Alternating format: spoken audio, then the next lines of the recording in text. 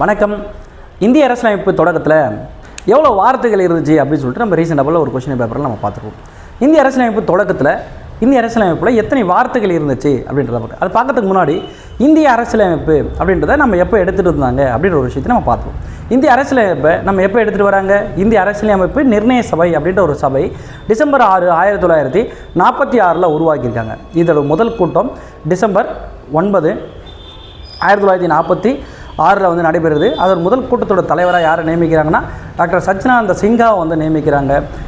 அவரை நியமிக்கிறதுக்கு யார் முன்மொழிந்தாங்க அப்படின்னு சொல்லிட்டு பார்த்தோம்னா யார் முன்மொழிகிறாங்கன்னா ஜேபி கிருபாலனி அவங்க முன்மொழிகிறாங்க. என்ன ரீசனபிள், அதாவது இவங்களை நியமிக்கிறதுக்கு என்ன ரீசன் அப்படி சொல்லிட்டு நம்ம பார்த்தோம்னா அந்த கூட்டத்திலே மிக வயதான நபராக இருக்கிறதுனால நம்ம அவரை நம்ம போட்டிருக்கோம் அப்படின்னு சொல்லிட்டு பார்த்தோன்னா அப்போ இருக்குது. சரி, ஒரு கூட்டத்திலே வயதான நபரை நம்ம நியமிக்கிறோன்னா அது எந்த நாட்டு முறைப்படி இருந்து பின்பற்றிருக்காங்க அப்படின்னா அது பிரான்ஸ் நாட்டு முறைப்படியிலிருந்து பின்பற்ற விஷயமாக இருக்கும்.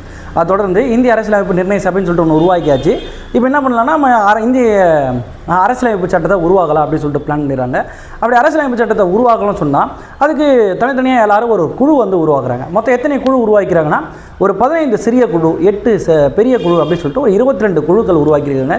இந்த குழுக்கள் கொண்டாட மொத்த விஷயத்தையும் யார் மேற்பாருன்னா அந்த வரைவு குழு அப்படின்ற ஒரு குழு உருவாக்கியிருக்காங்க. இந்த வரைவு குழு அடிப்படையில் தான் இந்த வரைவு குழுக்கு தலைவராக யாரை போட்டிருக்காங்கன்னா டாக்டர் அம்பேத்கரை போட்டிருக்காங்க. ப்ளஸ் ஒரு 6 உறுப்பினர்களை போட்டிருக்காங்க.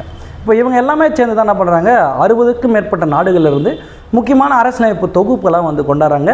அதை ஆராய்ந்த அடிப்படையில் பார்த்தோன்னா 1949 நவம்பர் 26 இந்திய அரசியலமைப்பு என்ன பண்ணுறாங்க, ஏற்றுக்கொள்கிறாங்க.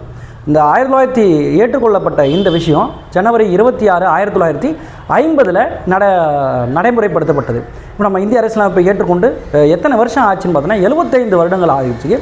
இப்போ நம்ம கொஷினுக்கு இப்போ வந்துடலாம். இப்போ கொஷின் நமக்கு என்னென்னா, இந்திய அரசியலமைப்பு உருவாக்கும் போது அது எத்தனை வார்த்தைகள் இருந்தன அப்படின்னா 1,45,000 வார்த்தைகள் இந்திய அரசியலமைப்பு உருவாக்கப்படும் போது இருந்தன. இந்திய அரசியலமைப்பு உருவாக்கப்படும் போது எத்தனை வார்த்தைகள் இருந்துச்சுன்னா 1,45,000 வார்த்தைகள் இருந்து. தொடக்கத்தில் எத்தனை விதிகள் இருந்துச்சுன்னா 395 விதிகள் இருந்துச்சு, 8 அட்டவணைகள் இருந்துச்சு, 22 பகுதிகள் இருந்துச்சு. தேங்க்யூ.